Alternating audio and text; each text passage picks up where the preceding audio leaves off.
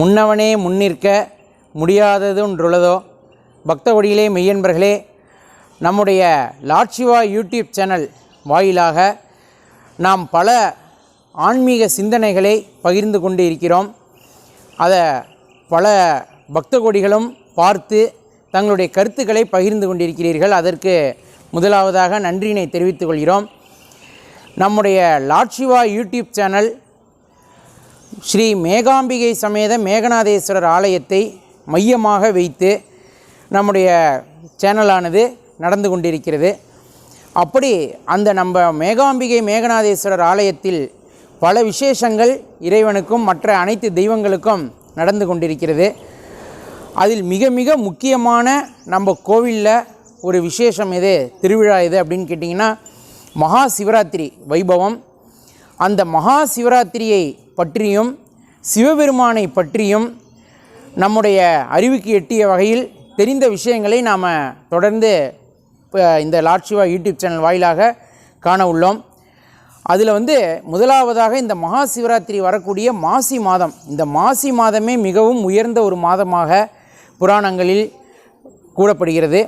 இந்த மாசி மாதத்தில் வரக்கூடிய விசேஷங்கள்லாம் பார்த்திங்கன்னா எல்லாமே மகா அப்படிங்கிற ஒரு வார்த்தையை கொண்டு வரும். மகா சங்கடகர சதுர்த்தி, மகா சிவராத்திரி, மகா மகம் அப்படின்னு சொல்லுவாங்க. இந்த மாசி மாதத்தில் வரக்கூடிய பௌர்ணமி மகத்தில் வரும், அதுக்கு பேர் மகா மகம்னு சொல்லுவாங்க.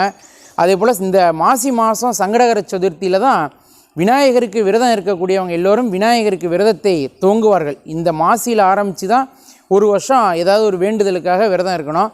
அதுபோல் இந்த மாசி மாதத்தில் வரக்கூடிய திரையோதசி சதுர்தசி திதி சேரக்கூடிய அந்த நாள் தான் மகா சிவராத்திரி. அதாவது ஒரு மாதமும் மாத சிவராத்திரி அப்படிங்கிறது வந்தால் கூட இந்த மாசி மாதத்தில் வரக்கூடிய அந்த சிவராத்திரி தான் மகா சிவராத்திரி அப்படின்னு நம்ம கொண்டாடுறோம். எல்லா சிவாலயங்கள்லேயும் கொண்டாடப்படும். அப்படியாக முதல்ல இந்த மாசி மாதம் மிக மிக ஒரு சிறந்த மாதமாக கருதப்படுகிறது. இந்த மாசி மாதத்தை கும்ப மாதம் அப்படின்னு சொல்லுவாங்க. இந்த கும்பம் அப்படின்னாலே என்னன்னு கேட்டிங்கன்னா ஒரு பூரணத்துவம், ஒரு முழுமை அப்படின்னு நம்ம அடையாளப்படுத்தலாம். அந்த கும்பம் அப்படின்னாலே இப்போ பூஜைகளில் கும்பம் வைப்பாங்க, கோபுரத்தில் இருக்கிறத கூட கலச கும்பம்லாம் சொல்லுவாங்க.